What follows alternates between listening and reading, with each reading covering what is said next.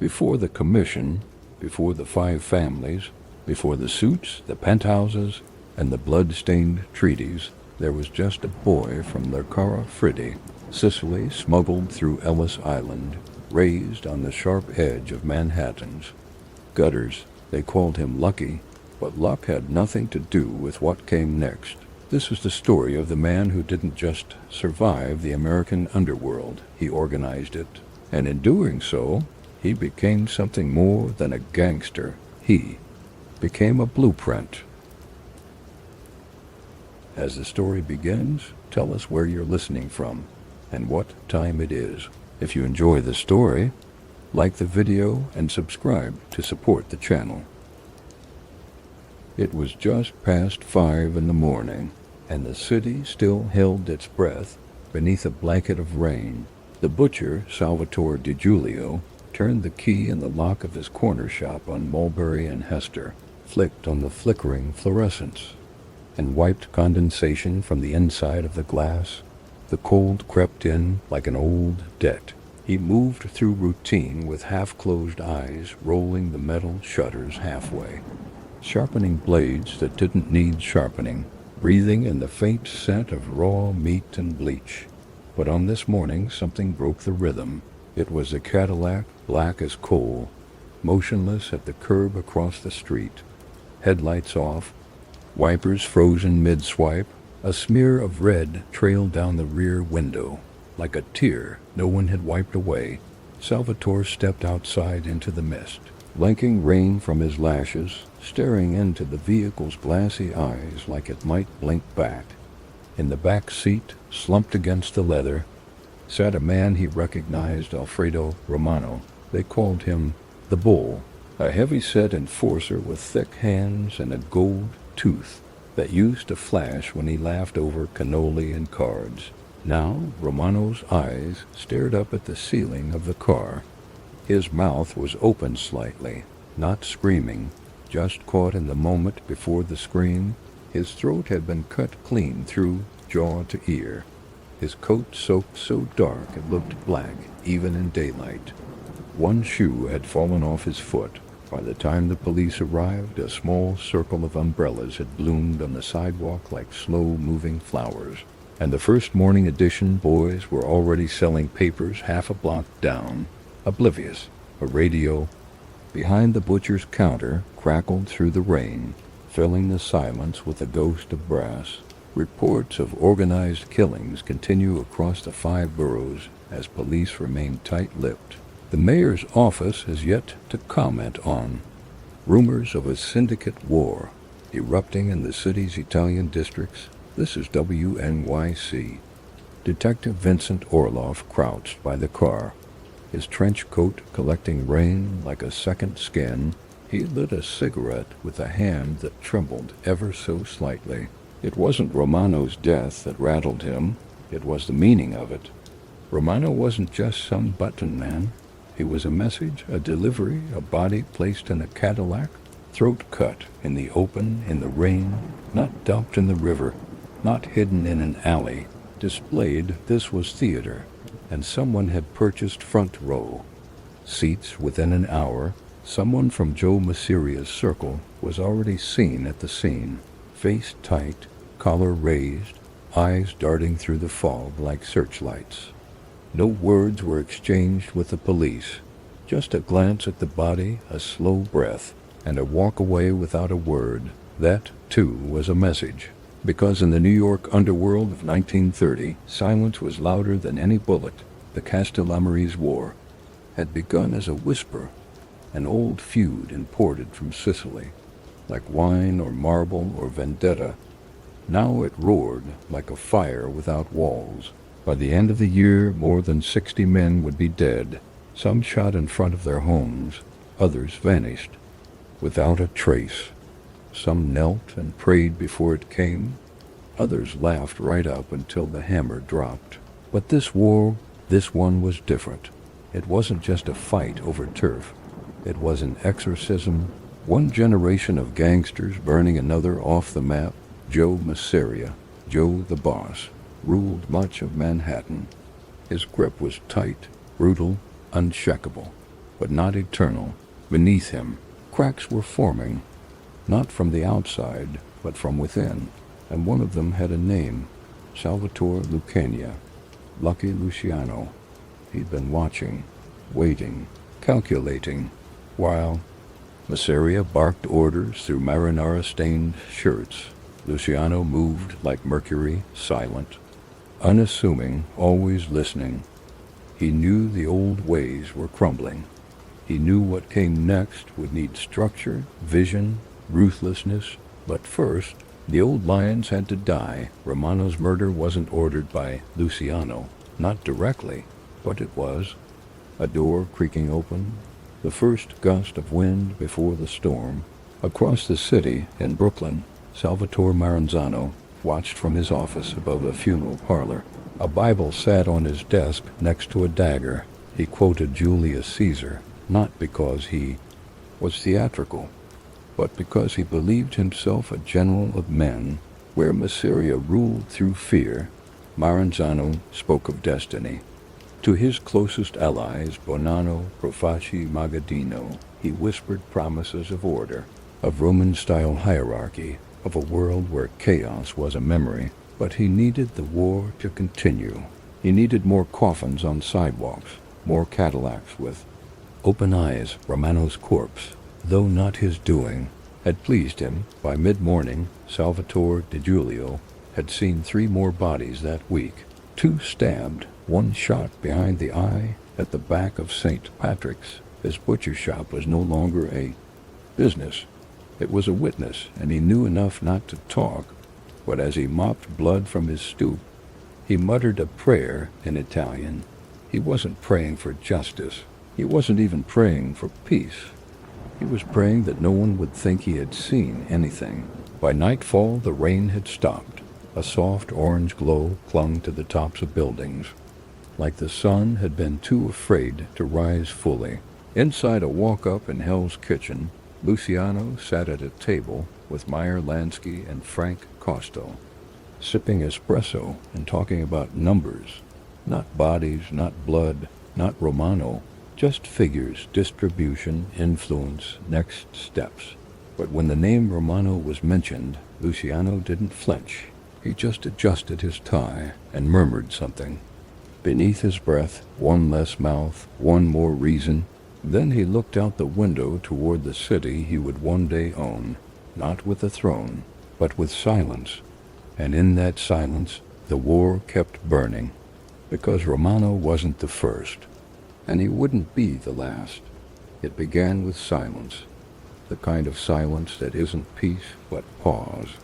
A ship's horn cut through the morning mist as the SS Duca di Genova docked at Ellis Island in the spring of 1902. Among the masses on deck stood a 22-year-old man from Menfi, western Sicily. His coat was coarse wool. His hands, ungloved, were already familiar with blood.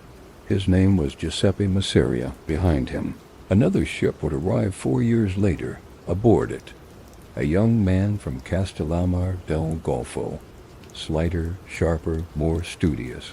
His name was Salvatore Maranzano. They did not speak then, did not meet, but the war between them was already alive. It had been alive for generations in the hills of Sicily, where names were remembered longer than laws, and in the streets of New York, that memory would find a new language. By 1916, Giuseppe Masseria had climbed his way from dockside extortionist to bodyguard for hire on the Lower East Side.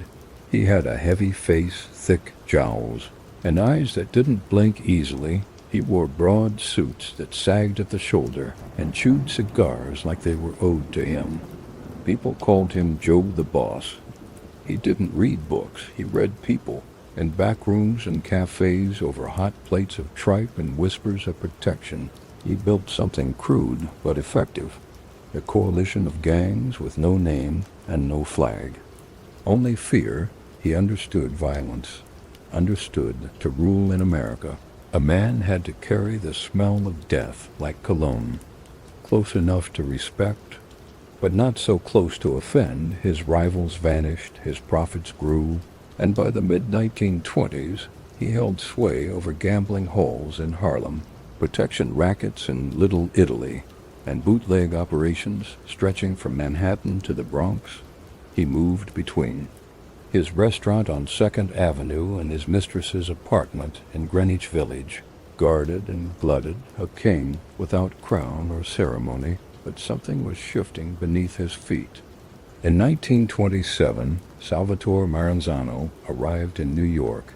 He was 39, dignified, soft-spoken. A student of architecture and ancient Rome, he quoted Julius Caesar and carried a leather-bound Bible in one pocket, a knife in the other. He settled in Williamsburg, Brooklyn, where the Castellammarese community welcomed him like a returned messiah. He began quietly, meetings in funeral homes, whispers in butcher shops. But what he offered was different. Structure, discipline, vision. He believed the mafia could be more than a collection of thugs and territories.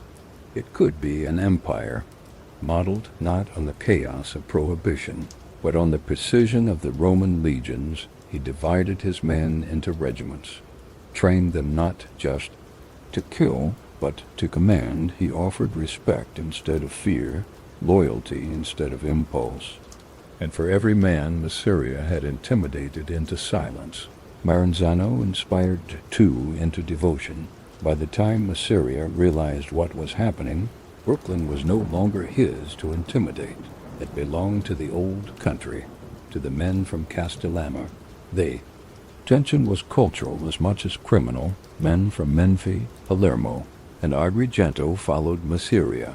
Brutish, practical, shaped by cities and markets. Men from Castellammarese, Trapani, and the mountainous west followed Maranzano. Secretive, prideful, bound by older codes. To outsiders they were all just Sicilian gangsters. But among themselves lines were sharp, tribal, ancient. Names were remembered, allegiances whispered. Across decades, and now those old divisions bled into the gutters of New York. It wasn't just about power. It was about insult. Masseria, crude and commanding, saw Maranzano's arrival not as a challenge, but a betrayal. Who had let this man in? Who dared divide what he had already taken? Maranzano, cultured and cold, saw Masseria as vulgar, unworthy, a brute pretending at strategy. Each man believed he was the future. Each believed the other a cancer. Their soldiers began watching one another. Meetings turned to shouting. Shouting turned to fists. Fists turned to knives. And then came the gunshots. First in alleyways, then in broad daylight. But if Maranzano was building something new,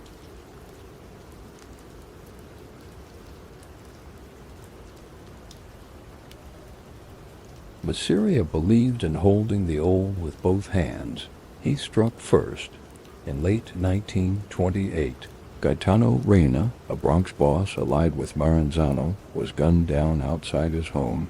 Masseria claimed no involvement, but everyone knew it was the match on dry grass.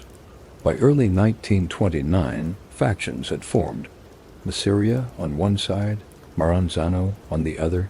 The city's Italian underworld divided like a battlefield, its streets a chessboard of ambushes and ambivalences. Masseria recruited muscle, Vito Genovese, Albert, Anastasia, Joe Adonis, men who didn't ask why, only when. Maranzano called upon tradition. Stefano Magaddino from Buffalo, Joe Bonanno from Arizona, and a whispered network of Castellammarese allies up and down the eastern seaboard. And somewhere in between, watching both sides with sharpened interest, sat a young lieutenant named Salvatore "Lucky" Luciano. He had learned from Masseria, admired Maranzano, trusted neither. Luciano would later say, "There's no honor among thieves, but there's always order if you make it." At the time he was making deliveries, collecting debts, and memorizing the way power flowed through the city. Who answered to whom? Who feared what? Who could be bought? He knew the war was coming long before the first bullet was fired. He also knew it wasn't about who fired first. It was about who was still standing when the smoke cleared. In Sicily, they say revenge is a dish best served cold. In New York, it was served with veal, behind drawn curtains. To the sound of jazz and the scent of camels and Chianti, the Castellammarese War was not declared in any courtroom or newspaper. It was declared in a glance, in a betrayal, in a name whispered into the wrong ear. By the summer of 1930, it had become a full-blown civil war. Not between families, but between philosophies. Old power against new ambition, loyalty against vision, Sicily against itself. And beneath it all, like a drumbeat no one could stop, was the memory of two ships. One from Menfi, one from Castellamare del Golfo. 2 men, carrying their dead across an ocean. 2 men, still fighting a war no one else remembered starting on a humid afternoon in late 1929. A waiter at Nuovo Vesuvio stepped outside to dump kitchen scraps into the alley. The sun lit the brick wall like flame, and the smell of garlic and motor oil filled the air. At the end of the alley sat a black car with white-walled tires. 2 men were inside, motionless, eyes forward. Inside the restaurant, Joe Masseria was finishing a plate of spaghetti and meat sauce. He wiped his fingers on the linen, not the napkin. Behind him, the wall bore a framed portrait of the Virgin Mary, slightly askew. Around the table sat 4 men, all younger, all listening with fixed smiles, none interrupted. Masseria was not a man you interrupted. He chewed slowly, loudly, like a statement. A gold ring clinked against a glass of red wine in his hand. When he leaned back, the chair creaked beneath him like it. 2 feared his weight. "You want respect," he said, mouth still half full. "You take it. Nobody gives it." The room was quiet. Outside, the car still idled, the city still breathed. But inside the walls of Nuovo Vesuvio, Joe Masseria was king. By the turn of the decade, Giuseppe Joe the Boss, Masseria had carved a bloody empire into Manhattan's spine, from Harlem to the Kong, Milam to the Kong. Lower East Side, his name was law, gambling dens, extortion rackets, prostitution rings, and bootleg liquor flowed through his fingers like cards in a marked deck. His headquarters, the 2nd Avenue restaurant, was both fortress and throne. From its back room he gave orders that ended lives, redistributed blocks, and decided which family rose or vanished. He had no patience for negotiation, no appetite for modernity. Masseria governed like a feudal lord, brutal, simple, absolute, born. In Menfi, Sicily in 1886, Masseria grew up in dirt-floor poverty. His father was a tailor, his mother a quiet shadow. By 15, Giuseppe had already bloodied a neighbor in a knife fight over a game of briscola. By 20, he had stowed away. On a ship bound for America, he arrived in New York with no English and 2 convictions. He didn't need a language, only fear. In the early years, he worked his muscle, beating debtors, running numbers, guarding shipments of illegal goods across the East River. He climbed not with charm, but through attrition. Every man he outlasted became a step. By 1922, he had declared himself the boss of his own family. And in a city overflowing with crime, that declaration stuck. His men were loyal, not because they loved him, because they feared what would happen if they weren't. Albert Anastasia, known as the Mad Hatter, once said that Masseria could order a killing over a mist. Greeting, one shrug, one delay in lighting his cigar, and your life was on a timer. He preferred blunt tools, beatings in alleyways, bodies left in laundromats, messages written in blood. His power wasn't theatrical, it was suffocating. He didn't inspire, he choked. Still, for much of the 1920s it worked. Prohibition had turned the underworld into a gold rush. Speakeasies popped up by the hundreds. Liquor shipments from Canada and the Caribbean brought fortunes overnight.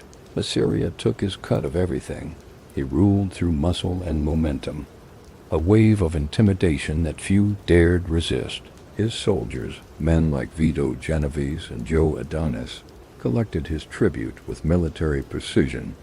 Store owners paid insurance or had their windows shattered. Competitors went missing. Police captains looked the other way for a price. Judges were bought with steak dinners and envelopes thick with cash. There was no room for questioning. No system of negotiation, only obedience. But by 1930, the edges of Masseria's empire had begun to curl. He dressed the same way he had in 1922, boxy suits, greasy ties, a sweat-stained fedora. He dismissed new ways of laundering money, refused alliances with Jewish or Irish outfits, and saw meetings as weakness. While other bosses hired lawyers and accountants, Masseria surrounded himself with yes-men and old-world killers. And in a back booth at Nuovo Vesuvio, a young man named Lucky Luciano began to notice. Luciano, born Salvatore Lucania, was not like his boss, where Masseria walked like a bull. Luciano moved like a blade, clean, sharp, silent. He wore silk ties, polished shoes, and always had a cigarette burning at just the right angle. He didn't believe in chaos, he believed in systems, and as he watched Masseria bark orders and wave away suggestions, Luciano began to see the cracks. Masseria's worldview had a ceiling. He believed the future could be beaten into submission, just like the past. But Luciano saw a different map, one with alliances, with profit sharing, with structure. He had met Meyer, Lansky, and Bugsy Siegel, had seen how the Jewish mobs operated, strategic, quiet, efficient. He had learned the value of diplomacy, the benefit of order, and he began to wonder if Masseria's days were numbered, not because he'd be gunned down, but because he couldn't evolve. One winter evening, Luciano sat across from Masseria in the back room. The boss was eating sardines straight from the tin, slurping oil from his fingers. These punks today, Masseria muttered, shaking his head. Think respect comes in a contract. Luciano smiled politely, said nothing, but inside, he knew. Masseria didn't understand what was coming. There were whispers of Salvatore Maranzano in Brooklyn, whispers of soldiers defecting, of Castellammarese loyalty forming in shadows. Masseria dismissed it as noise. Luciano knew it was thunder. The more Masseria tightened his grip, the more the city slipped between his fingers. He ordered hits on suspected traitors within his own ranks. Men disappeared without explanation. A lieutenant who questioned his cut of bootlegging profits was found face down in the Gowanus Canal. Younger gangsters began to avoid the Second Avenue restaurant. Deals were struck elsewhere. Trust frayed like an old wire. Even Genovese and Adonis began keeping their distance, saying less, watching more, and in those silences, Luciano began making quiet calculations. Still, Masseria believed himself untouchable. He played cards at the same table every Thursday night, walked the same route from his mistress's flat. He believed fear was armor, but in truth, it was rust. He couldn't see the shift, couldn't see that men no longer wanted to kneel. They wanted to sit at the table. By the summer of 1930, war was on the air. The Castellammarese faction was growing stronger. Murders became more frequent, targeted, surgical. Masseria responded by doubling down. More threats, more bodies, more blood. But every killing made him look weaker. Every act of desperation exposed how unsure he had become. His once iron grip had turned to a fist, pounding on a table no one wanted to eat at. On a rainy night in October, Luciano walked alone through Central Park, hands in his coat pockets, cigarette trailing smoke. He thought about Masseria, about Sicily, about the future. He didn't hate Joe, didn't envy him, but he knew what had to happen, because power in the world they lived in wasn't taken once, it was taken again. and again, until the only thing left to take was the boss himself. The windows of the funeral home on Lorimer Street were always drawn. By day, men came and went in black suits and quiet shoes, heads bowed respectfully. No one questioned it. In the Italian enclaves of Williamsburg, Brooklyn, death came often and demanded discretion. But by night, the basement of the funeral home came alive with whispers.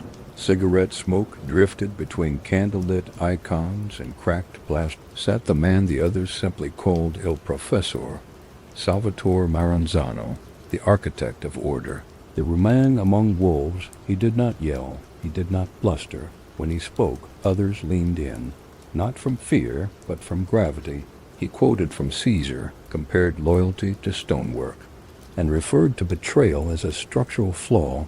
He described his men not as soldiers, but as legionaries, where Masseria ruled by appetite. Maranzano ruled by design. He saw chaos in the American underworld, the brawling egos, the territorial sloppiness, the unnecessary bloodshed, and he hated it. In his mind, the mafia could become something greater, not a gang, not a racket, but a society, a system, a Cosa Nostra, our thing. His base of operations in Brooklyn was more than just a command post. It was a blueprint born in Castellammarese del Golfo in 1886. Maranzano was raised among stone and scripture. He studied Latin and architecture in seminary, but the priesthood never called him. Power did. He brought with him to New York the quiet pride of old Sicily, the memory of hills where men lived and died by rules never written. And when he arrived in the city, he found his countrymen scattered, loyal but disorganized, ambitious but aimless. He began with conversation, then coordination, then consolidation. Within months, he had absorbed smaller outfits in Brooklyn and the Bronx. Offering not violence but vision, he spoke of ancient Rome, of how the legions conquered the known world, not through brawn alone, but through formation, through discipline. And to men tired of Masseria's brute rule, that vision shimmered like an escape. His closest allies were thinkers, planners, strategists. Joe Bonanno, just 24, sharp-eyed, always watching, became his protege, Stefano Magaddino, controlling Buffalo and western New York, extended Maranzano's reach into the industrial heartlands. Together, they built a network that stretched from New York to Detroit, Cleveland to Chicago, from the ports of Jersey to the rail lines of Pittsburgh. Each man had his region, each reported back with figures, with names, with updates written in code. No one made a move without structure, but if Maranzano was a visionary, he was no stranger to blood. Order had to be enforced, and the war with Masseria required tools just as sharp as any philosophy. One of Maranzano's first moves was the assassination of Gaspar Milazzo, a Masseria ally in Detroit. On May 31st, 1930, Milazzo was lured to a meeting and shot point-blank in the chest before he could stand.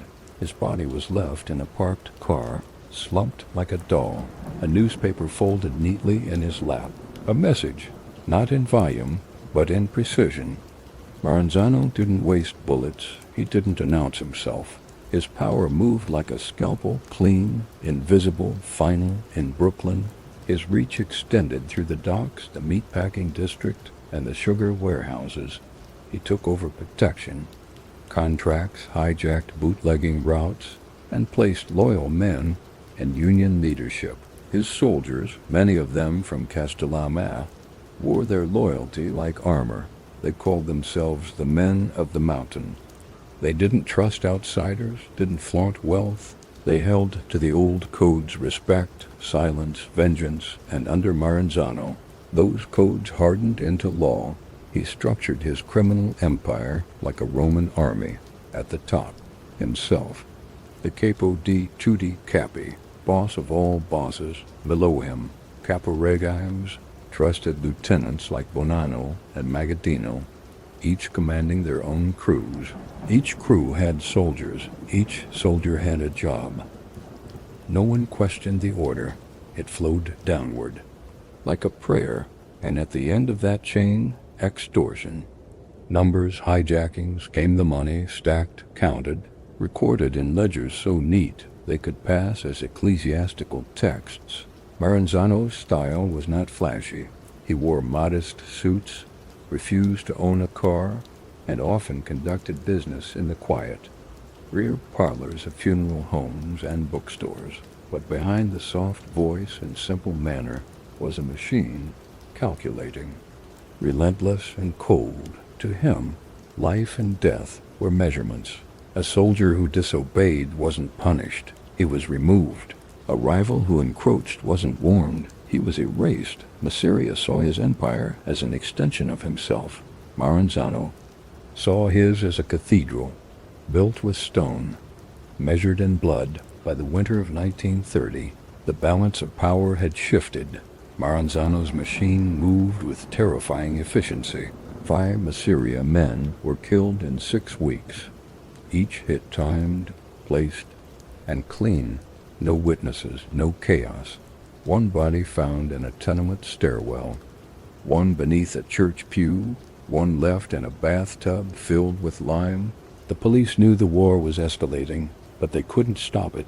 The machine left no prints, only silence, and while Masiria grew more paranoid, more erratic, Maranzano tightened. His grip, he was building not just an army, but a legacy still. There was one variable Maranzano could not control. Lucky Luciano remained officially under Masiria, but he had begun to drift. He respected Maranzano's order, his intellect, but he also saw the danger, the authoritarian ambition. Luciano did not want a king, he wanted a council, and in Maranzano he saw the future wearing the mask of the past. But for now he waited, listened, and let the machine do its work. By early 1931, Maranzano stood at the edge of victory. His structure had held, his alliances had deepened. His rivals were collapsing, one by one, but victory made him no less vigilant. He knew what power meant, knew what envy looked like. He had read enough history to know Caesar's end, so he prayed more, ate less, slept with a dagger under his bed, and kept a Bible on his desk, because the machine he had built, as precise as it was, still ran on men, and men, even the most loyal, could change. But in those final weeks before the storm, Maranzano believed he had shaped the future.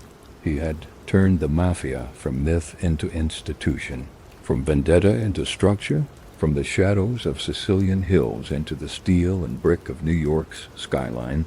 He had built something lasting. What he did not yet know, could not yet feel, was that a younger mind was already sketching over his blueprint, not to destroy it, but to replace it. In the early morning hours of February 26, 1930, the Bronx was still asleep. A layer of frost clung to the rooftops. Milk bottles waited on stoops. Somewhere, a trolley squealed along frozen tracks, and outside the modest red brick home of Gaetano Reina, a quiet, respected Bronx boss, the world exhaled one last time before the shot was fired. Reina stepped from his front door holding a brown paper bag of bread rolls. The collar of his overcoat was turned against the wind. He took a single step toward his waiting car, then collapsed. 2 bullets struck him in the back of the head. A third shattered his jaw. The driver saw nothing. The shooter was never caught. The body slumped in silence beneath the slowly falling snow. By noon, the newspapers had a name, another victim of the underworld feud. But to those paying attention, Reina's death wasn't just another headline. It was a detonation. The killing wasn't sanctioned by Salvatore Maranzano. Reina was one of his own, a Castellammarese loyalist, discreet, dependable. But his territory, which stretched through the Bronx and Upper Manhattan, had become a target. Joe Masiria, suspicious, aging, afraid, believed Reina might defect. and in war, belief was often enough. So he sent a message, loud, final, irrevocable, in the weeks that followed. New York became a city of shadows and shallow graves. Vito Bonventre, another Maranzano ally, was found slumped in a parked car in Bushwick. A single shot to the temple. No struggle. His hat still on his lap. Blood pooled beneath the seat. Glistening like oil beneath a street lamp. Peter Morello, once a rival of Masseria, now too. Neutral for comfort, was gunned down in a barber chair. Hot lather still foamed on his chin as the bullets tore through his chest. Salvatore Ferrigno, Giuseppe Catania, Frankie Yale's remaining lieutenants. One by one, the bodies dropped in apartments, in stairwells, behind loading docks, inside social. Clubs where laughter turned to silence mid-hand of poker. By summer, the press had a name for it. The Castellammarese War, a mafia civil war fought not in courts or speeches, but in whispers and bullets.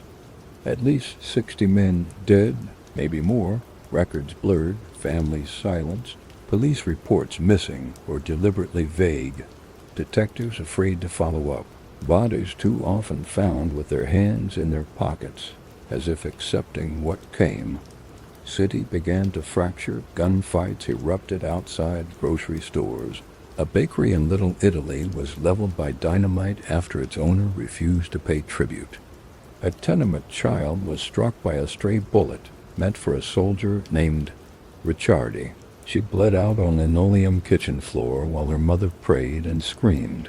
Civilians didn't know the names, but they felt the tremor in the air, a tension that clung to awnings and alleyways like smoke. This wasn't crime, this was war, and it had no front lines. Salvatore Maranzano, stoic in his Brooklyn funeral home, didn't flinch. If anything, he saw the chaos as proof of necessity.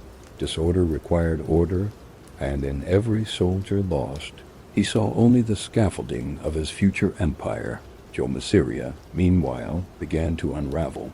His paranoia deepened. He shuffled soldiers like cards, removed capos without cause, accused allies of betrayal. He stopped dining in public, stopped trusting his own men. He had built his world through fear, and now fear was eating it from within. And in the middle, as always, stood lucky Luciano. At first, he had remained loyal. Masseria had given him his start, his trust, but Luciano was no fool. He saw the difference between fear and respect, between power and noise. He began to ask himself the question that changes everything. What happens if the wrong man wins? In quiet moments, Luciano would walk alone through Washington Square Park. He'd watch the pigeons scatter at the sound of car horns, listen to the city trying to ignore the bodies. Wonder how many more would have to fall before someone brought sense to it all. He began to talk, quietly, with Meyer Lansky, then cautiously, with men from the Castellammarese side, not declarations, not betrayals, but questions. What if this ended differently? What if there was a third way? Luciano didn't trust Maranzano, not entirely. The man spoke like a priest and killed like a general, but he respected him, because Maranzano had a plan, and Masseria had a temper. In July, a meeting was arranged in secret. Luciano entered alone, a back room of a Brooklyn tailor shop, the windows covered with thick drapes. The air smelled of dust and tobacco. Maranzano sat at the head of a long table, fingers steepled, eyes thoughtful. No guards, just men talking. Luciano didn't offer allegiance. He offered logic. He wanted the war to end, the city to breathe again. He wanted an arrangement, not a surrender. Maranzano listened quietly, offered nothing in return, but when Luciano left, something had shifted. A door cracked open. Over the next few months, the pace of killings slowed. But the quiet was more dangerous than the noise. Each side began assessing who could be trusted, who might flip, who had already flipped. Meetings were bugged, rooms were swept, messages were hand-delivered. never spoken over the phone. No one stood with their back to a door. In public, the bosses still acted the part. Jokes, cigars, handshakes, but inside everyone was watching everyone else, waiting. The city, too, waited. By fall, the streets were cleaner, but not calmer. People looked twice before opening their doors.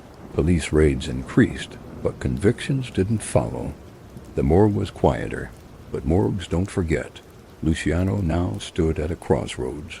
He could remain under miseria, brittle, paranoid, drowning, or he could make the leap, align with Maranzano, risk everything for a new system, a new order. Betrayal in his world wasn't a crime, it was a strategy.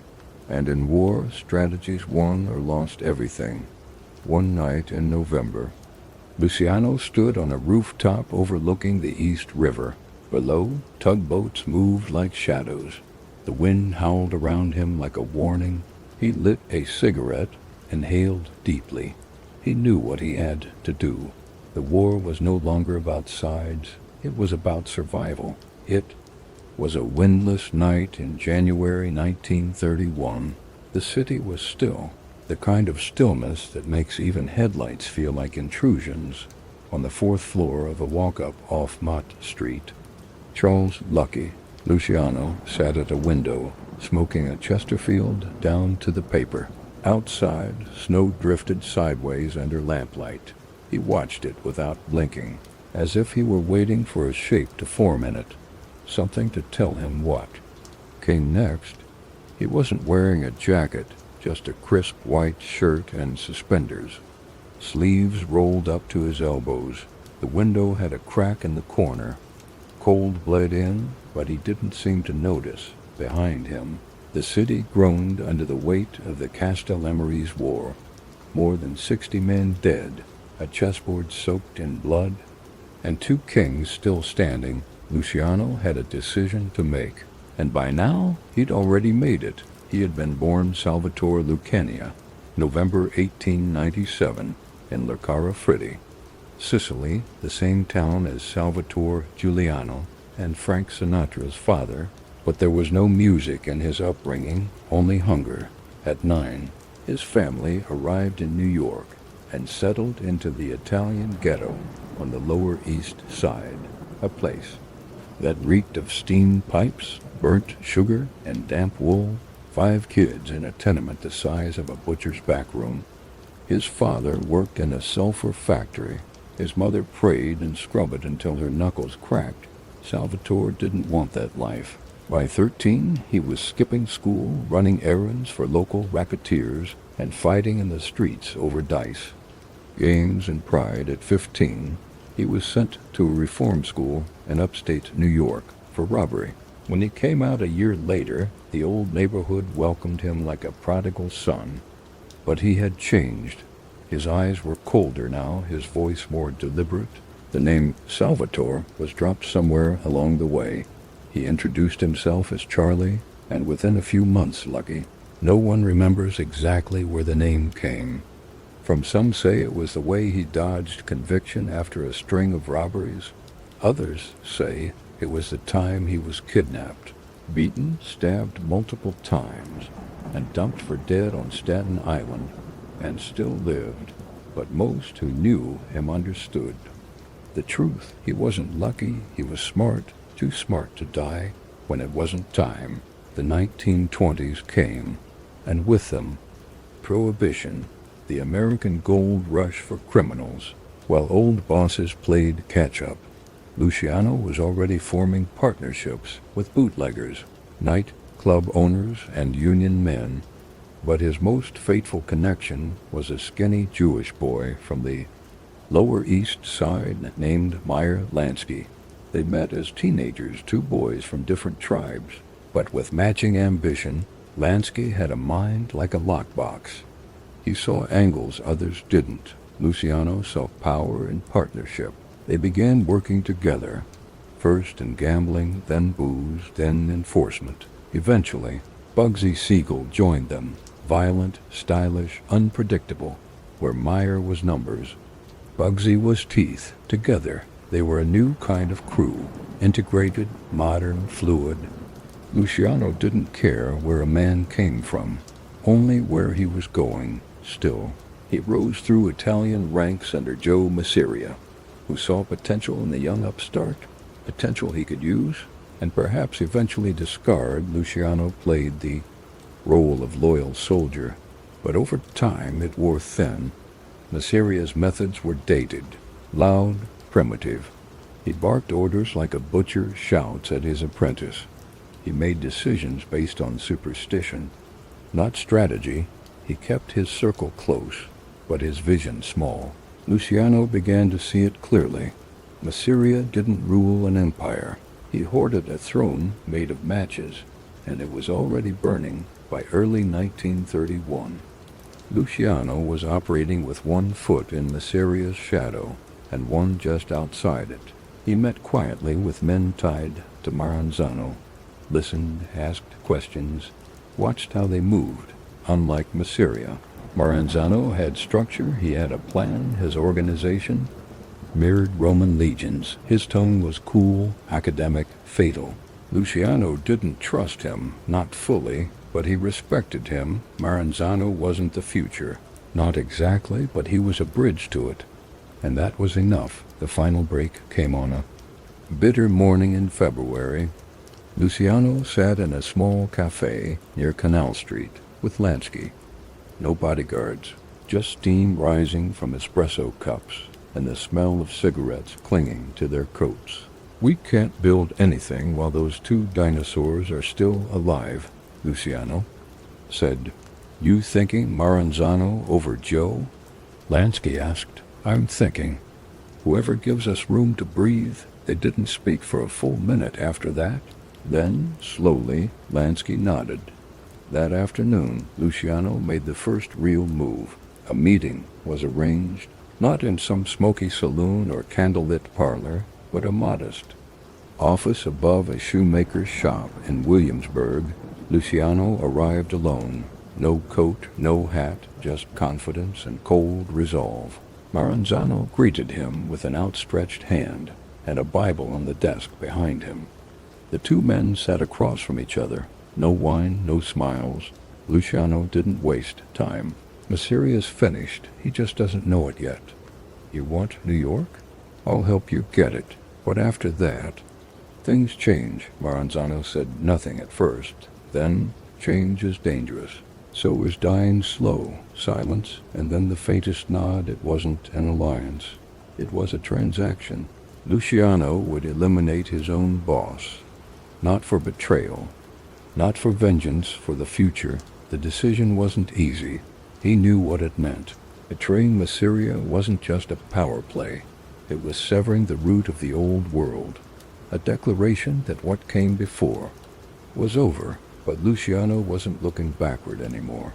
He saw something new. A commission, a council, a syndicate. No more boss of bosses, no more kingdoms. Just business. In the weeks that followed, Luciano moved carefully. He stayed in Masseria's good graces, played cards, ran errands, smiled, but each smile was a page turning. He studied Masseria's schedule, noted his guards, counted exits. He spoke softly, moved slowly, but inside everything was already accelerating.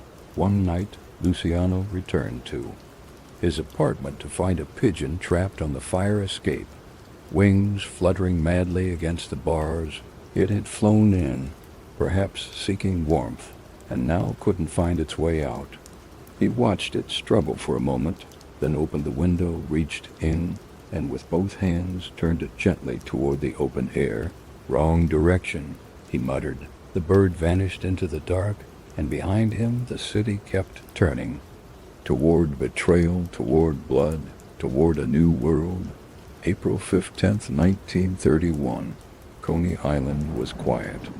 A pale gray sky stretched out over the boardwalk, the color of spent smoke. Waves rolled in softly, their rhythm broken only by the squawk of a lone gull picking at a crumpled newspaper. The amusement park stood still, rides unmoving, gates Locked, off-season silence settled like dust in the corners of a dream. But at Nuova Villa Tamaro, a small Italian restaurant tucked just blocks from the sea, there was one table set early, 2 places. Across from him sat the man he still called Charlie, Lucky Luciano. They had eaten together like this before, for years, in fact, to anyone watching. This was just another Tuesday lunch between old friends. Pasta, laughter, plans about shipments, and pickups, a show of unity, of calm. But today, something sat in the room that wasn't on the table. Luciano, always smooth, always precise, twirled his linguine in silence. He smiled occasionally, nodded when appropriate, but his eyes were somewhere else, miles away, years ahead. Masseria hadn't noticed. He really did. When it counted most, he was still talking about respect, about loyalty, about who needed to be dealt with next. These punks, he said, chewing loudly. No rules anymore. No fear. You show 'em fear, Charlie. They fall in line. That's how it's done. Luciano smiled again, lifted his wine, clinked it against Masseria's. To old ways, he said softly. To old ways, Masseria echoed. And then Luciano stood. Back in a second, he murmured. Gotta use the John. He walked past the kitchen, past the swinging door with the chipped paint, past the smell of garlic, onions, and something burning in the pan. He didn't look back. Inside the dining room, Masseria was still chewing. The plate in front of him was nearly clean. A thin line of red sauce had dried at the corner of his mouth. The front door didn't creak. It didn't need to. The 3 men who entered knew exactly how to move. Albert Anastasia, cold-eyed and still in his 20s. Vito Genovese, quiet and coiled. And Bugsy Siegel, sharp-suited, gold wristwatch glinting beneath his cuff. They walked in with no hesitation, no pretense, no words. Masseria looked up. A moment too late. The first bullet shattered the glass of wine. The second struck him in the chest. He tried to rise, but the chair caught his leg. He twisted, one hand reaching instinctively for the table. 2 more shots, one to the neck, one to the temple. The ace of spades slipped from his fingers, falling to the floor like a slow exhale. When the men left, the restaurant was silent again. No screams, no witnesses, only the fan above, still. Spinning, Omi Masseria crumpled forward, face down in linguine, eyes wide with something far too late to name. Outside, Luciano stepped into the spring wind. He lit a cigarette, tucked his hands into his coat pockets, and walked, not hurried, not slow, just away. He didn't look back, didn't need to. The war, at least this war, was over. The news didn't take long by evening. Radio bulletins carried the story cityward. Mafia boss shot dead in Coney Island restaurant. No suspects in custody. No one mentioned Luciano. No one would to the world. It was just another gangland killing. To the underworld, it was a thunderclap. Masseria's body was removed before dawn. No family claimed the restaurant. No one replaced the broken glass. The owners said little, then closed for good. The scene remained untouched for weeks. Locals whispered about the table, still set. The blood-stained card left behind. For Luciano, it wasn't celebration. It was relief. Masseria had been a relic, brutal, paranoid, blundering. His death had cleared the field. But peace wasn't the reward. It was the pause before the next shot. Because behind the thin smile of Salvatore Maranzano, another plan was already forming.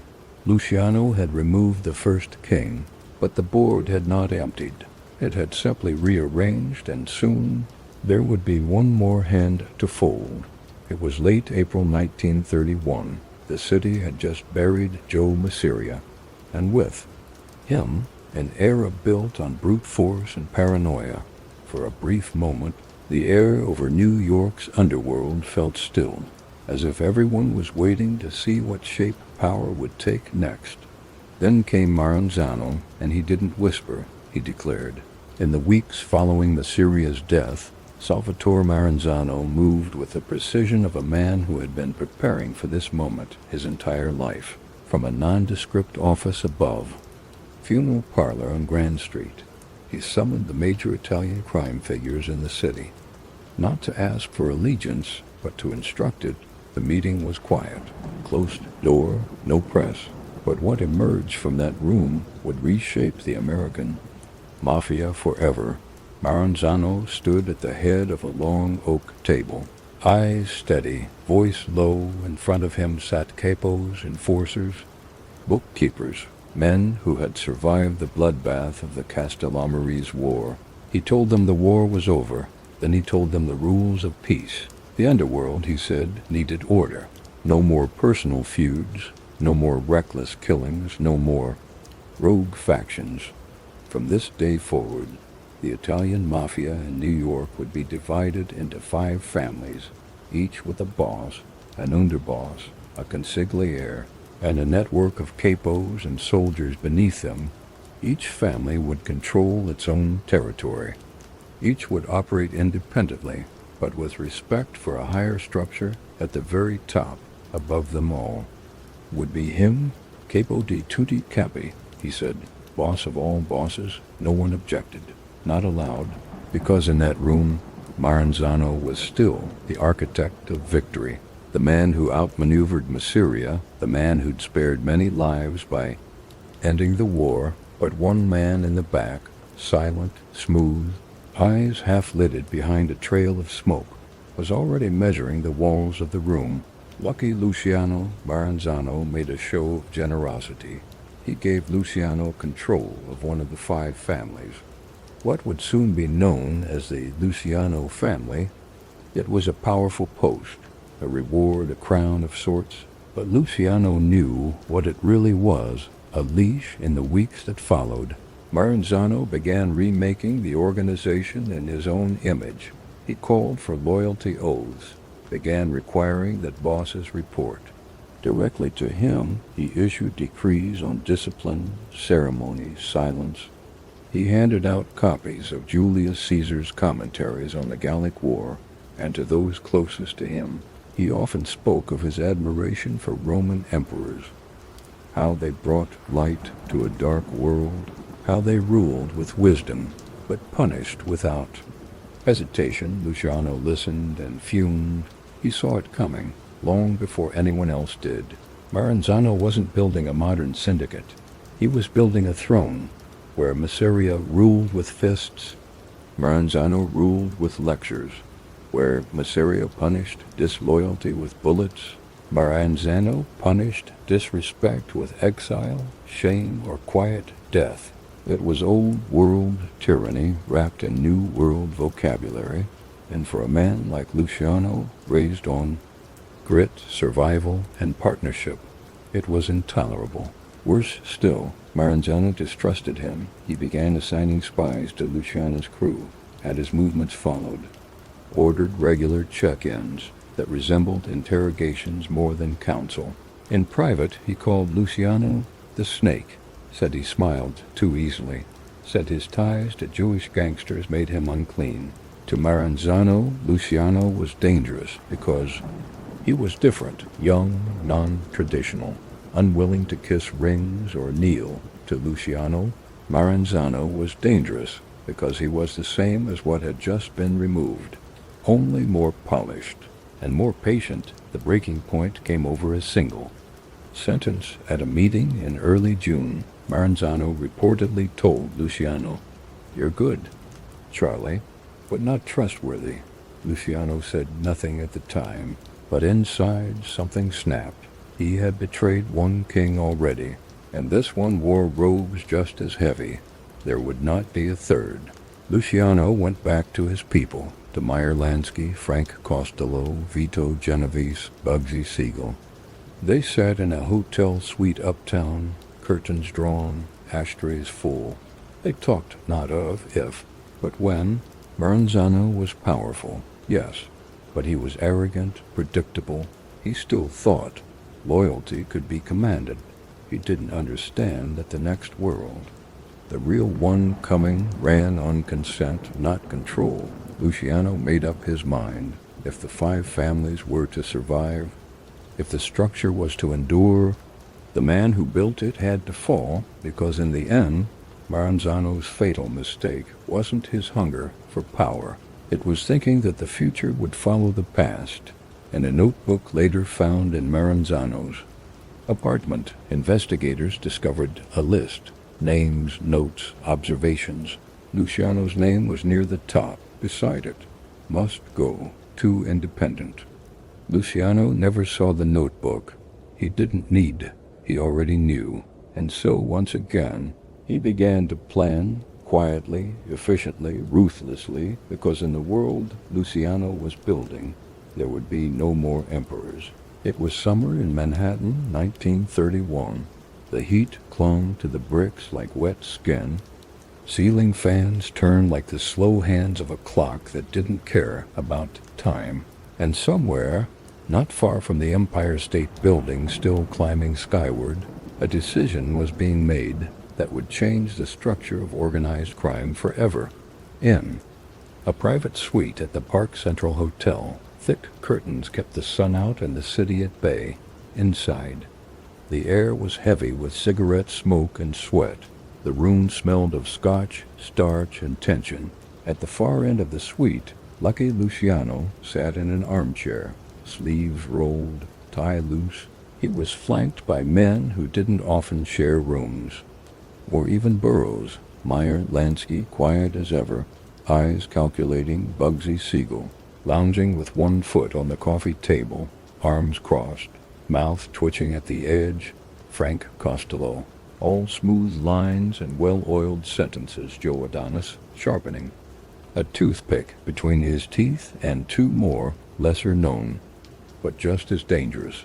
Irishmen from Hell's Kitchen, whose names barely made it into the papers. These were not ceremonial allies. They were not part of a traditional commission. They were men of practicality, men who had, since declaring himself capo di tutti capi, Maranzano had grown suspicious, isolated, and increasingly paranoid. He had men followed, had phones tapped. He rewrote the ranks of his enemies and allies alike, assigning new lieutenants based on loyalty, not logic. He forbade contact with Jewish outfits. He demanded tributes from men who'd once fought beside him. Worse, he had begun to whisper names in backrooms. Luciano's name among them. Luciano wasn't just being watched. He was being marked. The moment came quietly, with no ceremony, a single line muttered between drinks. "You know," Lansky said, barely audible, "we're all already dead." To him, the only question is when. Luciano didn't answer at first.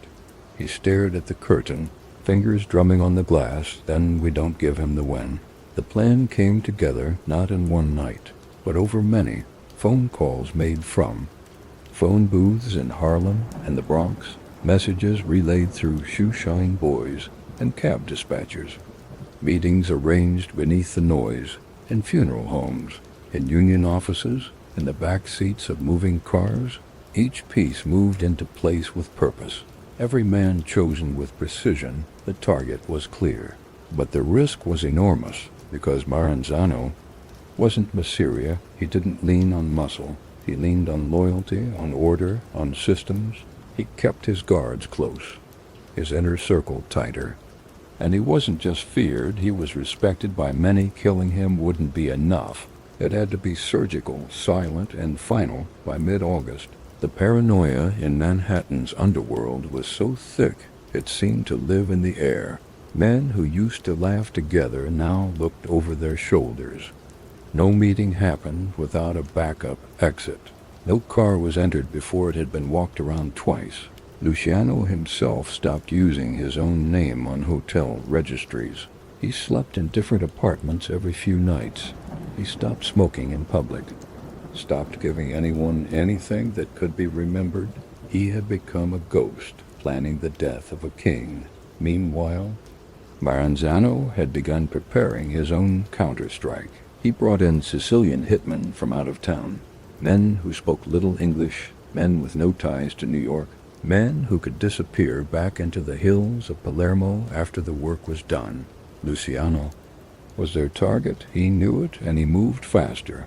The final meeting, the one where everything became real, took place in the middle of a rainstorm. Late August, a rented apartment above a shuttered shoe store on the Lower East Side. Luciano stood by the window, watching rain pool in the alley below. Behind him, Lansky laid out the final detail. A team of Jewish gunmen from out of town, men Maranzano wouldn't recognize, men who could pose as federal agents, men who would walk in, flash badges, and finish the job before anyone knew what had happened. Luciano turned away from the window and nodded once. That was all it took. There was no joy in it. Luciano didn't celebrate, didn't toast. For all his ambition, he still understood what this meant. He was about to kill the man who had helped him climb the last rung of the ladder. He was about to kill a Caesar, and when you kill a Caesar, you'd better make sure the knife goes in clean. In the days that followed, Luciano acted normal. He made his rounds, took meetings. He even visited Maranzano once, smiled, nodded, said the right things. Maranzano was cold with him, formal. There were guards in every room now, a loaded revolver on the desk. But even emperors get tired. Even gods lower their gaze. The date was set, September 10th, 1931. The place, Maranzano's office in the Helmsley Building, 230 Park Avenue. He'd be there in the morning, reviewing books, taking calls, expecting no one. Luciano made sure to be seen across town. The night before the hit, Luciano sat alone in a diner near Grand Central.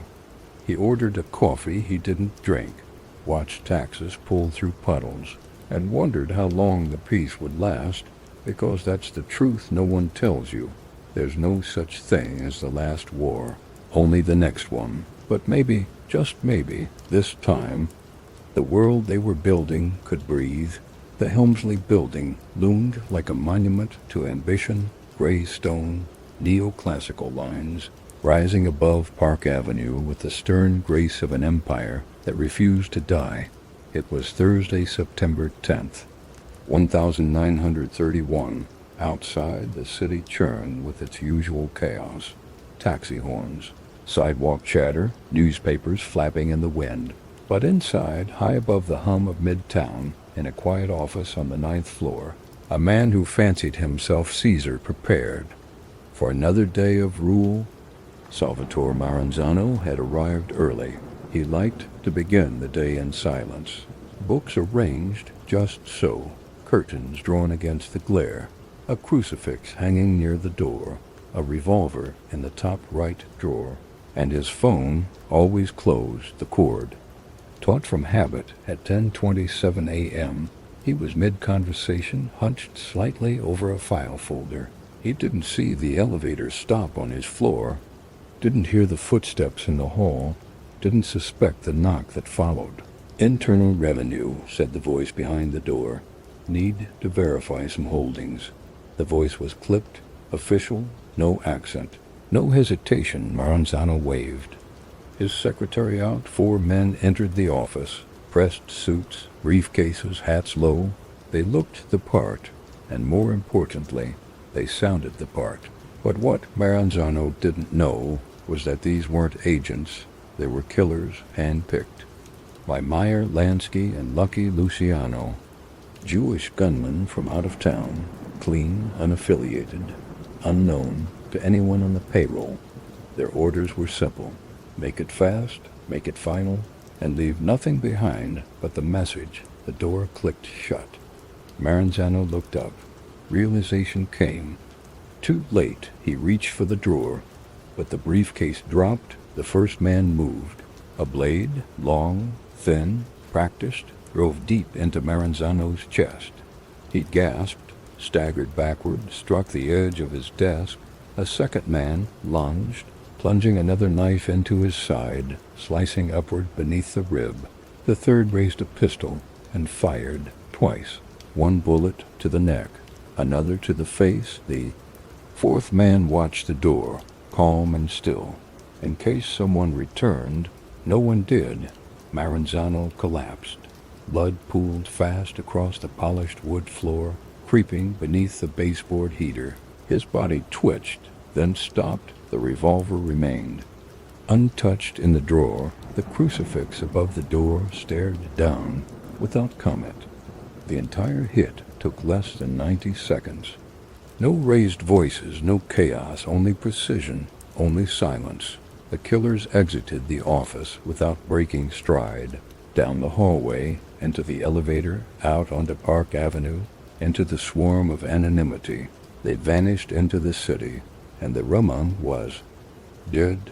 News didn't travel fast, not at first.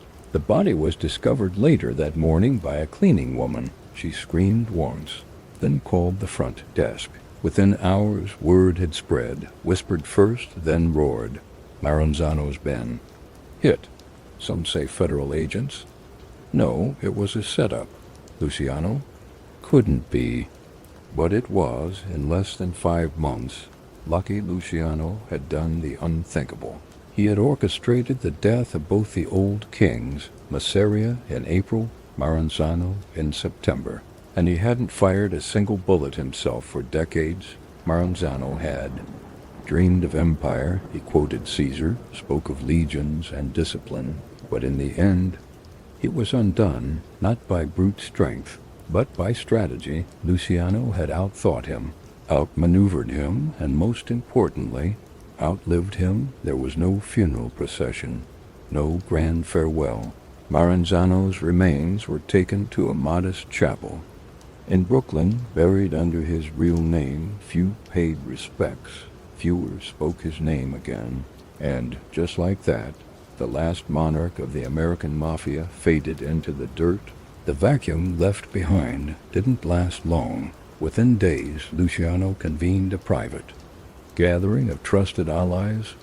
No announcements, no headlines, just a quiet meeting behind closed doors. There would be no more boss of bosses, no more singular throne. In its place, a commission, a board of directors, equal power among families, a republic of crime, business. Not blood, structure, not superstition. It was the birth of something new, and it had begun with the blade that ended Maranzano. That fall, Manhattan seemed quieter, more organized, fewer public shootings, more whispered deals. The violence hadn't ended, but now it had rules. And in a modest office far from the spotlight, Charles Lucky Luciano leaned back in his chair, lit a cigarette, and finally allowed himself to exhale. There was no coronation, no marching bands, no headline in the Times. Just a quiet conversation in a private suite at the Waldorf Astoria. A circle of chairs, no throne, no spectacle. Only a new shape to the underworld, and a man who knew exactly how to fill the space where 2 kings had just died. In the months following the assassination of Salvatore Maranzano, the New York Mafia had no leader, but it also had no war. For the first time in years, there were no daily funerals for mid-level capos, no bodies found in fruit crates or behind shuttered bakeries. The guns had gone silent, and Lucky Luciano understood. Silence was a currency. Now was the time to build, but not an empire, not in the old sense. He didn't want crowns or statues. He wanted a system, something that could outlive him, something that didn't need a king, because it would have a commission. In the fall of 1931, Luciano summoned the heads of the major Italian crime families, not to pledge loyalty, but to talk business. The meeting was held in secret, just off Central Park. No reporters, no guards, only the men who would shape the next chapter of American organized crime.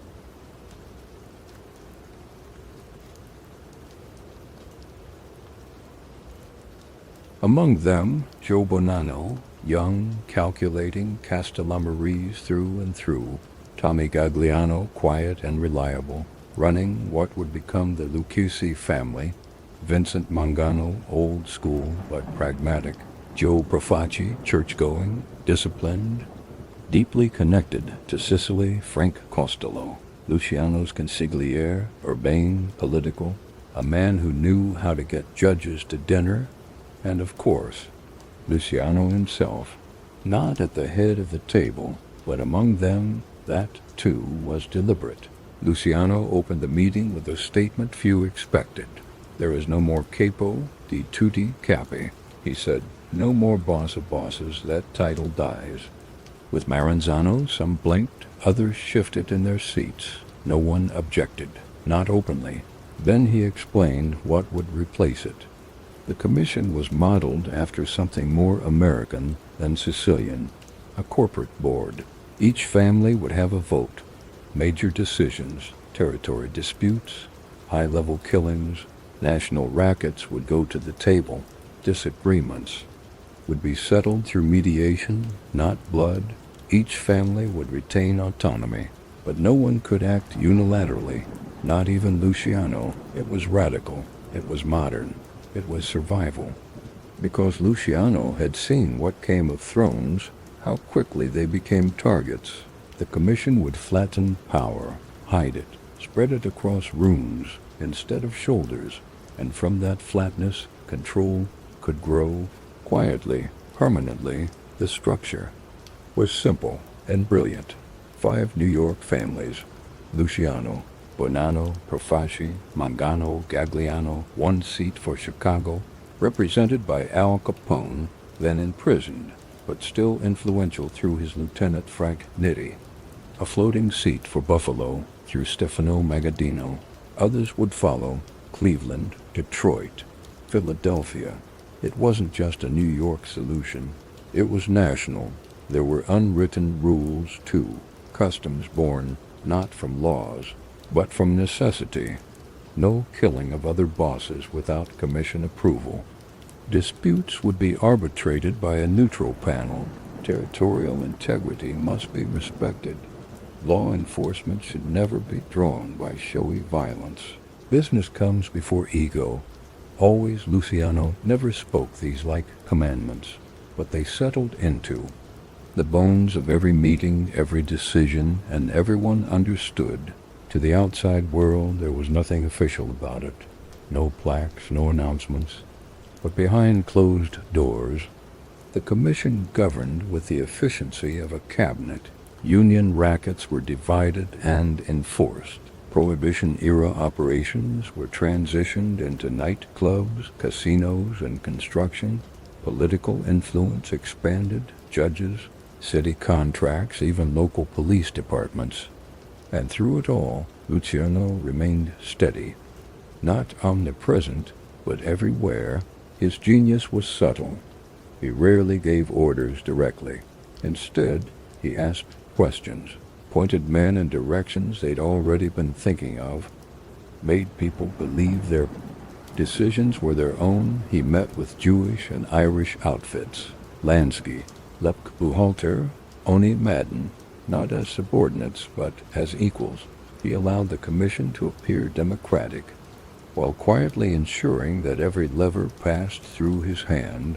He kept his base at the Waldorf Astoria, Suite 39C, an elegant room of soft leather chairs, marble ashtrays, and cut glass decanters. From there, he entertained politicians, lawyers, bankers. No bodyguards lingered in the hallway. No one raised their voice. Luciano understood that perception was protection. If he looked like a businessman, talked like a businessman, the world might just forget what he was. The New York Times once described him as polished, polite, inexplicably wealthy. He gave no interviews, avoided the spotlight, but his fingerprints were everywhere. Slot machines in New Orleans, numbers games in Harlem, rum flowing into Miami, narcotics quietly landing in Montreal. And when disputes arose, when territory lines blurred or profits dipped, the commission met, voted, resolved order where there had once been war. But Luciano was no pacifist. He knew there were times when force was necessary, For that, he relied on a new creation, a freelance enforcement arm. It had no official name, but in whispers the underworld called it Murder, Inc., a Jewish-Italian alliance led by Lansky and Buhalter. It served as the Commission's invisible blade.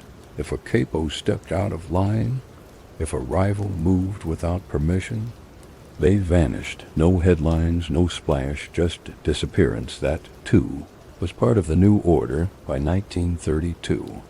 Luciano had created something that neither Masseria nor Maranzano could have imagined. Not an empire, not a gang, but a machine, a hydra of business, blood, and diplomacy, self-regulating, self-sustaining, invisible from the outside. It moved with the quiet rhythm of elevators, of balance sheets, of hands shaken behind tinted glass, and at its center was a man who wore no crown, but controlled more than any crowned man ever had. Years later, when asked what made him different, Luciano would say, "I didn't want to be the boss. I wanted to be the guy the boss listens to." He didn't chase power, he engineered it, spread it so thin across the table that no one could see it belonged to him. That was the brilliance, that was the trap, because no one could kill what they couldn't find. The lobby of the Waldorf Astoria Hotel shimmered like the inside of a jewelry box. Marble floors polished to reflection, brass railings catching the morning sun, bellhops in trim uniforms moving like stagehands between acts, and high above it all, on the 39th floor, in Suite 39C, behind heavy double doors with gold-plated TRIM, sat the most powerful criminal in America. But Charles Lucky Luciano didn't look like a gangster anymore. He looked like a banker, or a diplomat, or a movie executive. And that was the point. Through the 1930s, Luciano transformed what had once been a patchwork of turf wars and extortion rings into a national enterprise. His empire was neither a kingdom nor a fiefdom. It was a machine, smooth-running and precise, where Maranzano ruled with ancient codes and Masseria with brute instinct. Luciano governed with logic, structure, and a businessman's discipline. He wore tailored suits from Savile Row, monogrammed shirts, pocket squares that matched the season. He rarely carried a gun. His weapon was organization. From that penthouse suite at the Waldorf, Luciano ran prostitution rings across Manhattan and into the Bronx gambling halls in upstate New York, New Orleans, and Chicago labor rackets that held sway over dock worker unions, construction crews, and hotel staff liquor distribution networks. Left over from Prohibition and increasingly the heroin pipeline, flowing from France through Montreal and into Harlem. Each operation had its own managers, its own codes, its own chain of command. Everything was tracked, everything had a margin. The Waldorf wasn't just a home, it was his headquarters, his stage, his vault. Meetings took place over imported cigars and clinking glasses, no shouting, no chaos, just spreadsheets, projections, quiet nods of approval. Visitors were screened through layers of concierge, doorman, and room service staff, many of whom were on Luciano's payroll. Privacy was guaranteed, protection was invisible, respect was mandatory. His office had no nameplate, just an antique desk, a leather chair with a back too high for comfort, and a black rotary phone with 5 separate lines, each connecting him to a different borough, a different racket, a different layer of his silent empire. On the desk, a ledger, meticulously kept a cigarette case, and a picture of his mother. Set in silver, he looked at it often, not for sentiment, but for discipline. Luciano didn't believe in excess for excess's sake. His spending was strategic. His suits told a story, his penthouse told another. He drove a Packard, 12 black, smooth as oil. He dined at Delmonico's, always in a back corner booth. He tipped heavy, not to impress, but to insulate. He never threw wild parties, never flaunted women in public, never left fingerprints.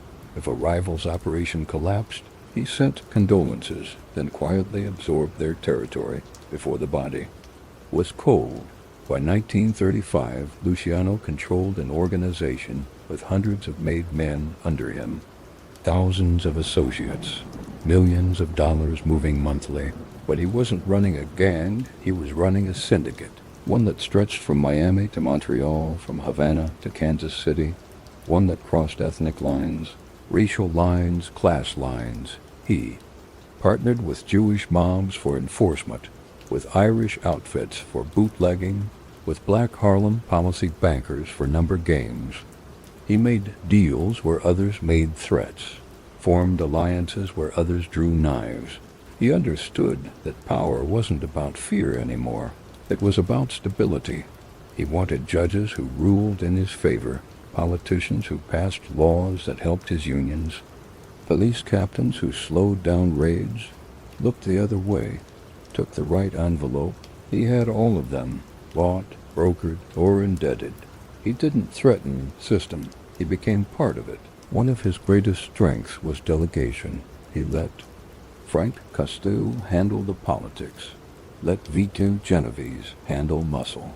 Let Meyer Lansky oversee financial operations, especially in Cuba and South Florida. Let Louis Lec Buhalter run Murder, Inc., the enforcement arm that needed no applause, just names and dates. Luciano didn't micromanage. He curated, and everyone, from the street-level runners to high-level capos, knew exactly how. Things ran.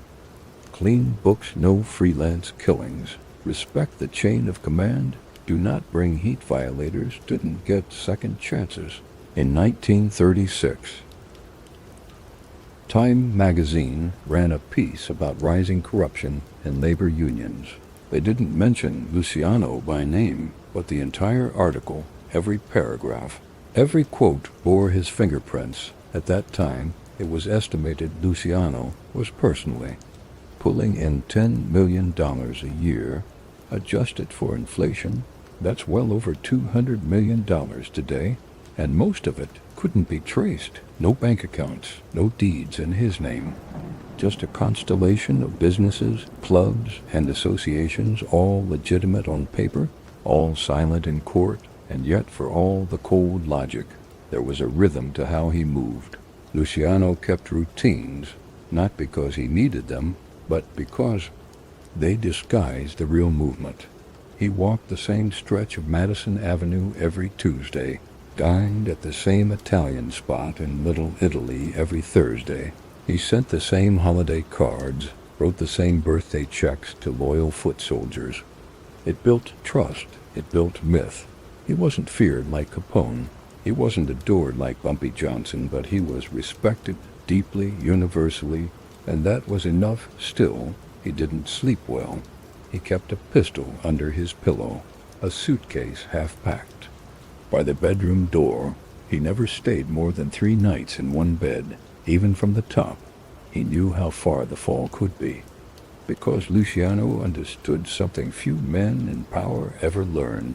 The machine runs until it doesn't, and when it stops, it never warns you first. There was a night, early winter, 1936, when Luciano stood alone on the roof of the Waldorf cote, buttoned high, cigarette glowing in his hand. Below him, Manhattan twinkled like a lie told well enough to believe. He wasn't thinking about turf, or bodies, or rackets. He was thinking about structure, about what he had built, about how far it could stretch before it broke. The wind tugged at his collar. His breath fogged the skyline, and he whispered something soft to no one. No one rules forever, but that rules might. It began with whispers, not in alleyways or darkened bars, but in the tiled hallways of City Hall. A rumor, a strategy, a name: Thomas Edmund Dewey, 34 years old, clean-cut, sharp-jawed, hungry. The newspapers called him the gangbuster. He called himself a public servant, Luciano had built an empire in silence. Clean ledgers, quiet meetings, no fingerprints. But Dewey believed in noise, and he believed that lucky Luciano was. The beating heart of New York's filth in early 1936, Dewey was handed a mandate. Take down the vice racket, expose the rot, give the public a villain and himself a spotlight. He didn't go after Luciano with bullets. He went after him with testimony, with moral theater. With the courtroom turned into a pulpit, the first moves were small. A raid here, a wiretap there. Madams arrested, interrogated, then offered a deal. Testify against the man at the top, or disappear behind iron for a decade. Most said nothing. A few blinked, and one, Cokie Flo Brown, cracked open the door. She didn't know Luciano had never seen him in the flesh, but she said the name was whispered in the parlor houses, said the money moved upward, said Mr. Charles was the final name on the silent chain. It was thin, circumstantial, but Dewey didn't need perfect evidence. He needed momentum. On the night of February 1st, 1936. Over 100 NYPD officers swept across Manhattan in coordinated vice raids. From Hell's Kitchen to Harlem, brothels were raided, doors splintered open, ledgers seized. Over 80 prostitutes and madams were arrested. Piles of cash, torn receipts, code books scribbled in lipstick and shorthand. Each woman was dragged into holding cells beneath the city's steel skeleton.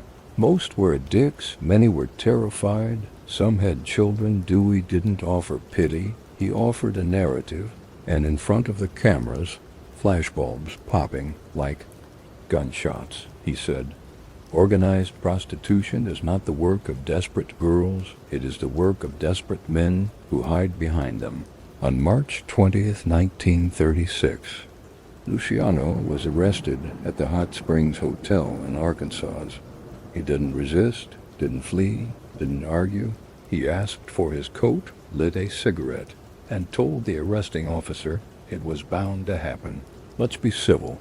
He was extradited to New York in handcuffs, but his posture never changed.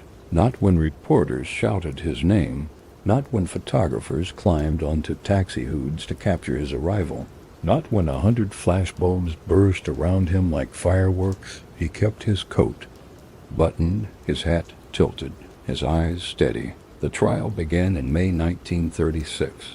People v. Charles Luciano, presided over by Justice Ferdinand Pecora. It wasn't just a legal proceeding, it was theater, a morality play performed for the front page. The witnesses were mostly madams, some elegant, some broken, all rehearsed. One claimed she delivered envelopes of cash to Luciano's men weekly. Another said Luciano demanded taxes from every house in the network. Several admitted they had never seen Luciano, but had heard his name used as a threat.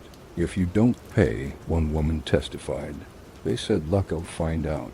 It was circumstantial, it was hearsay, but it was compelling, and Dewey made sure the jury felt every drop of it. He stood before them in neatly pressed suits. He didn't shout.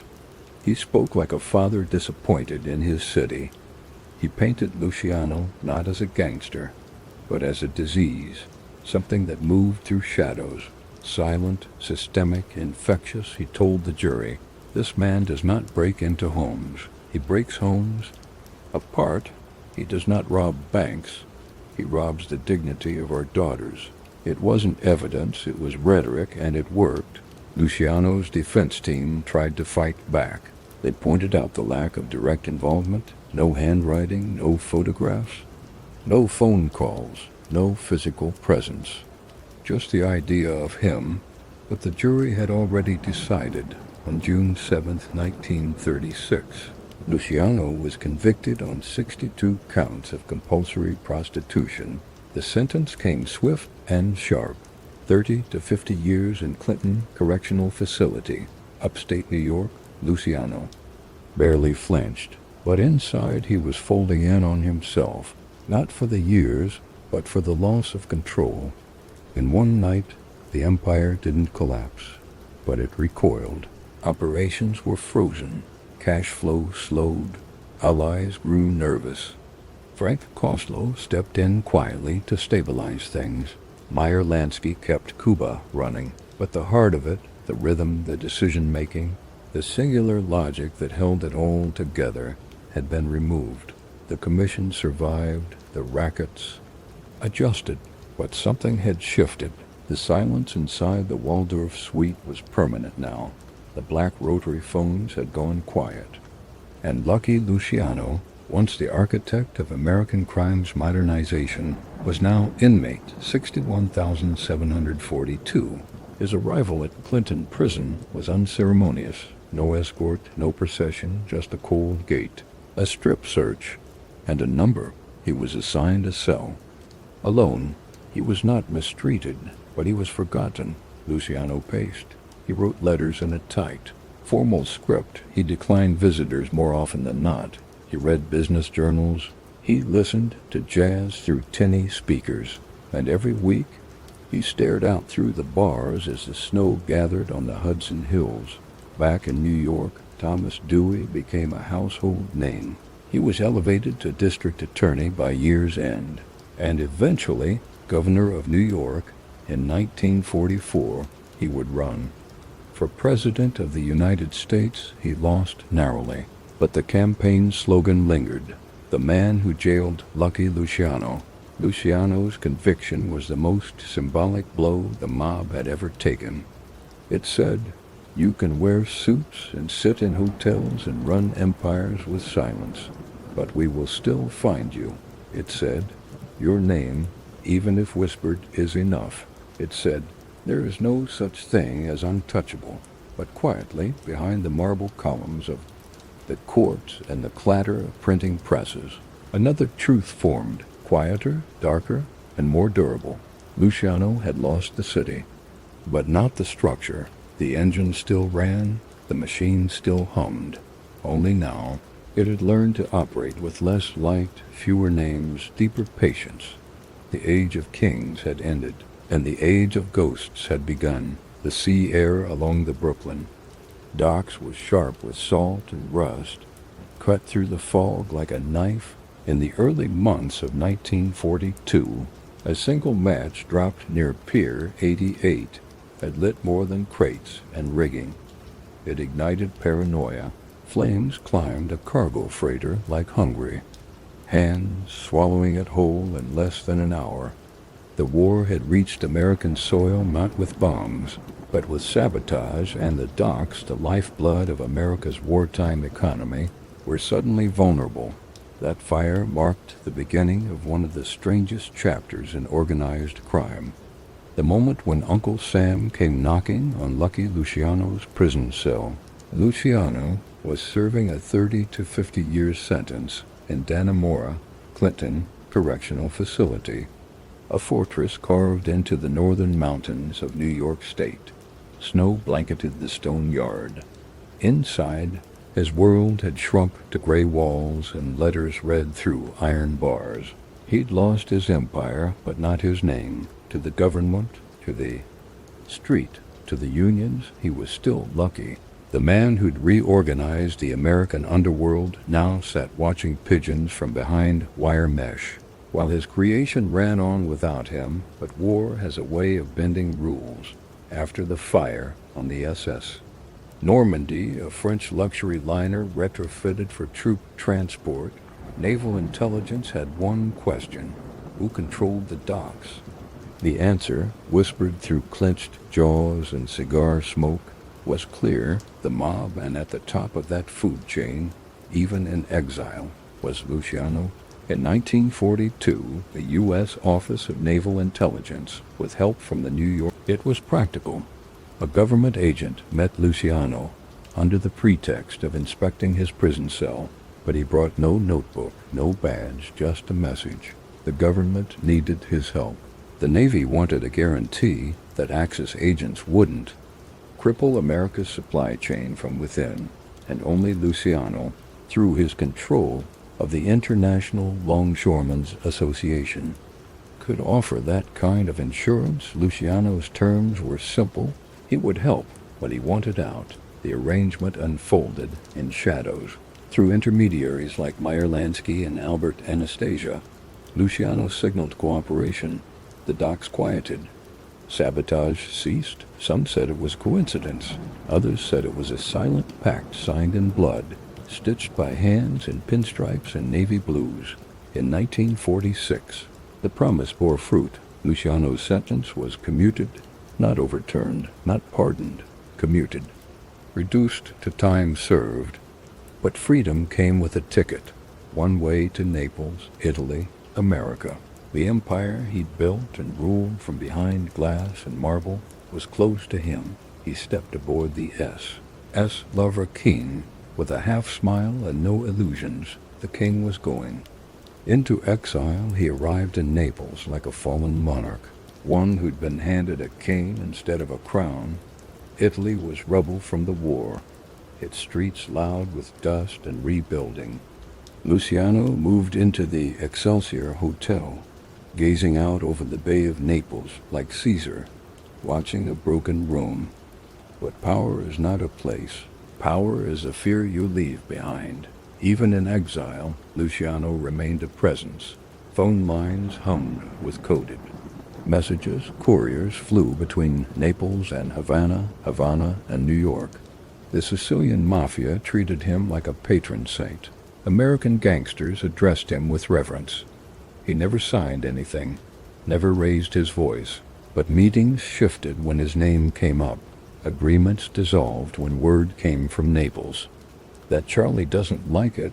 He wore tailored Italian suits, took long lunches at seaside cafes, and read American newspapers with a translator. But his eyes, those sharp Sicilian eyes, never softened. He had survived betrayals, bullets, and the state. Now he walked through sunlit streets with the weight of ghosts. There was no court, no office, no formal channel, but men still traveled across oceans to kiss his ring. He kept his power in silence. It was said he could stop a heroin shipment with a single nod from across the Atlantic. The irony was bitter. In America he had been called the architect of modern organized crime. In Italy, he became a phantom executive of the global drug trade, though he always denied it. In 1949, Italian authorities arrested him briefly for alleged narcotics ties, but charges vanished. Witnesses disappeared. Nothing stuck. Luciano moved into a modest villa outside Naples, surrounded by lemon trees and marble statues. His hair thinned, and the walk grew slower, but the mind remained sharp. He wrote letters on thick paper. He played cards at night with exiles and poets, and every so often someone would knock on the door, a courier, a cousin, a foot soldier looking for approval. It wasn't youth, it wasn't power, it was something deeper, a kind of immortality only fear can give. And yet the solitude grew. By the early 1960s, the world was changing. The American mafia was shifting. Younger men with different codes. Narcotics had replaced gambling as the new frontier. Luciano watched it all from afar, like a man reading his obituary before death. He once told a reporter, "I made my mistakes, but I was always fair. You know what that's worth? Not much, but I sleep at night." He spent his last years dreaming of return, not to reign, not to rule, but to see the skyline of New York one more time. He said he missed the sound of traffic, the music of cabs and crowds and men shouting over newspaper stands. On January 26, 1962, Luciano collapsed at Naples airport. He had just met with an American producer about a possible biopic, a film on his life.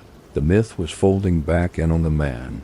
His heart gave out, his body fell to the cold floor.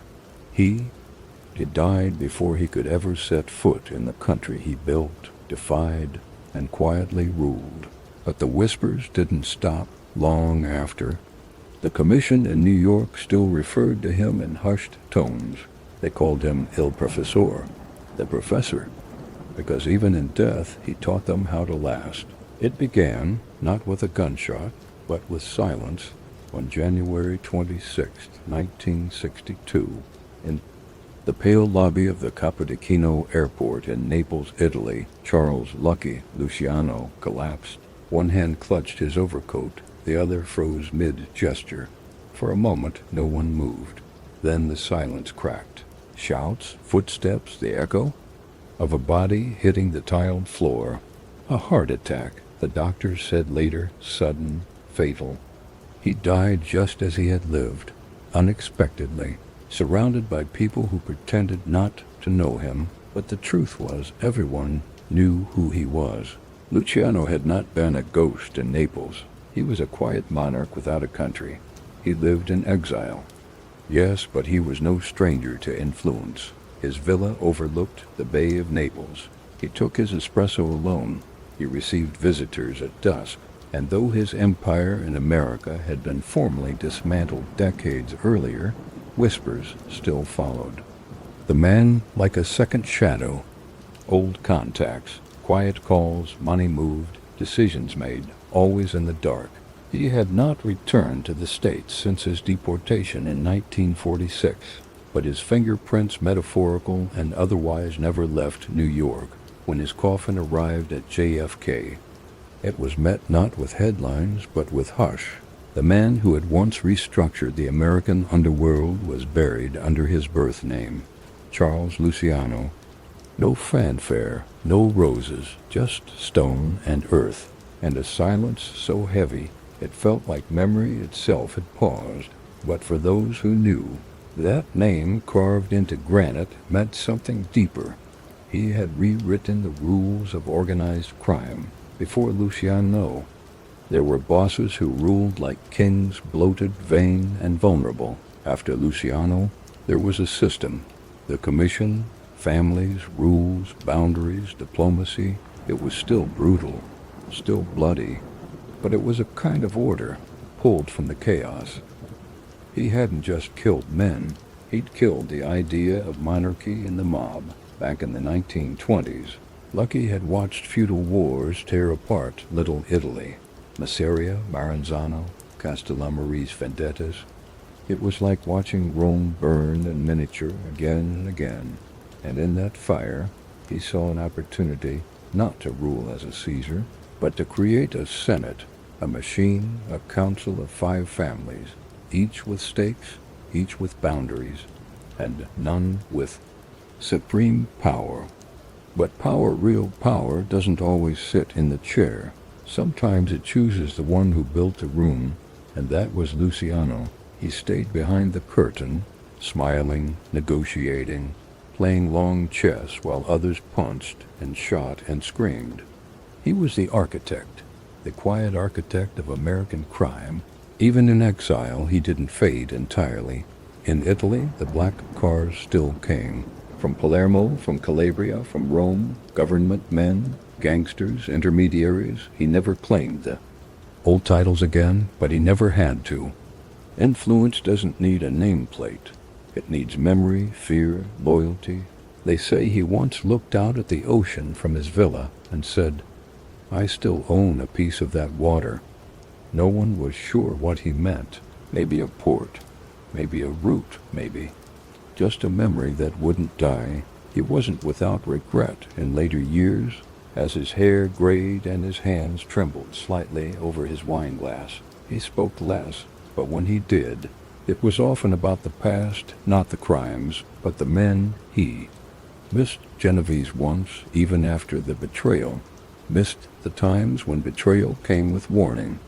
He had learned too late that building order didn't mean building trust. Every empire is only one whisper away from collapse, and in his empire the whispers never stopped. He regretted the girls, too, the vice charges, the trial. Dewey, he once told a visitor, that wasn't the life, that was the trap. And it was. And trying to build a system too perfect, too mechanical, too neat, he had forgotten the one variable that couldn't be measured. Human chaos. Envy, fear, lust, The parts of men that don't follow blueprints. Luciano had tried to make crime clean, but crime was never clean, and neither was he. His funeral was small, but sharp. Men came in good shoes in bad weather. A few nods, a few glances, no confessions, no crying, just the cold, quiet loyalty of those who remembered when the streets were his.